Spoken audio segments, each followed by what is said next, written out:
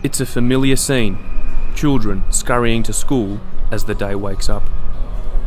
But for one young girl in the southern African nation of Lesotho, the story is very different. My name is Lerato. I am 10 years old. I am in grade 5. Niggas was school in the September. I usually think I got so basic as a little who mana ya shaka higher gamu. Yani if you like in la camana po. Even Nini, Carol Society. It's just exciting Tama. And my sister and like a sapling cookies. After several visits to the hospital and the local health clinic over the next 5 months, Lerato was diagnosed with tuberculosis of the bones.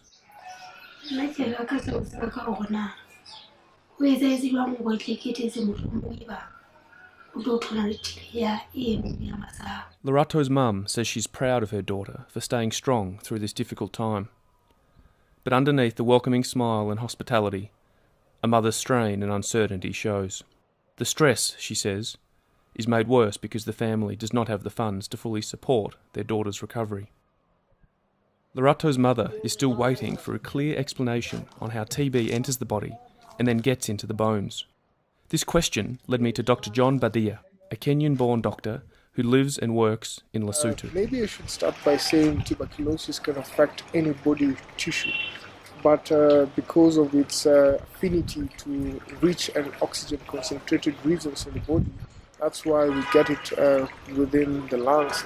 Occasionally, when the bacteria replicates and you get a blood-borne infection, or there's a high concentration of the bacteria within the lungs, and it basically can reach any part of the body.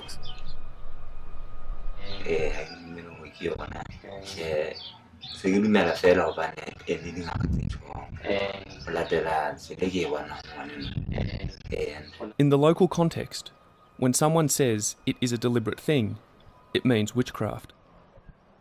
In Lesotho, and in many parts of southern Africa, it's common for people to believe that witchcraft can cause illnesses or that supernatural spirits are responsible for events. This gentleman believes tuberculosis is part of witchcraft. Then the best way to do is inculcate your medical know-how within the witchcraft. Put your medicine, your medical interventions within those kind of systems so that people continue to relate with what they understand best. The family says that since Lerato first felt the pain in her leg in September 2015, the tuberculosis has spread through her body. She began taking medication to treat the TB on April 19, 2016. What chances of recovery does she have? Actually, I would say they're extremely good. You've got 80 to 90% absolute cure rates, and this is not just taking the medicine. He adheres to the medicine religiously.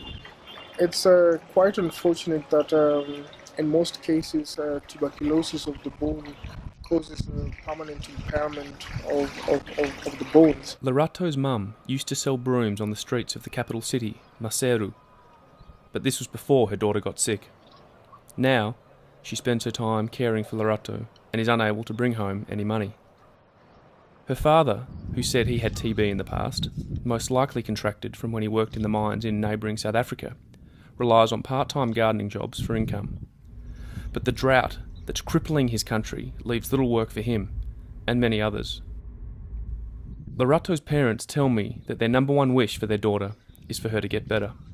Asked how the health system in Lesotho might improve, they didn't have any ready answers. Lerato, however, said that anyone who needs healthcare and treatment should be able to get it.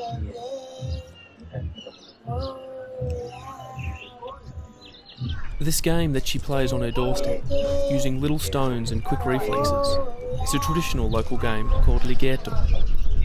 Lerato sings to herself while playing. Her parents, full of concern and love, watch on from inside the house. She says she is keen to get back to school, where her favourite class is English. One day, she wants to be a teacher. In simple terms, Doctors will tell you that tuberculosis is a disease of poverty. Born of poverty and fueled by poverty, tuberculosis cannot be defeated without resolving the wider social and economic challenges. And this tough young girl represents the reason why more needs to be done to overcome this persistent yet preventable disease.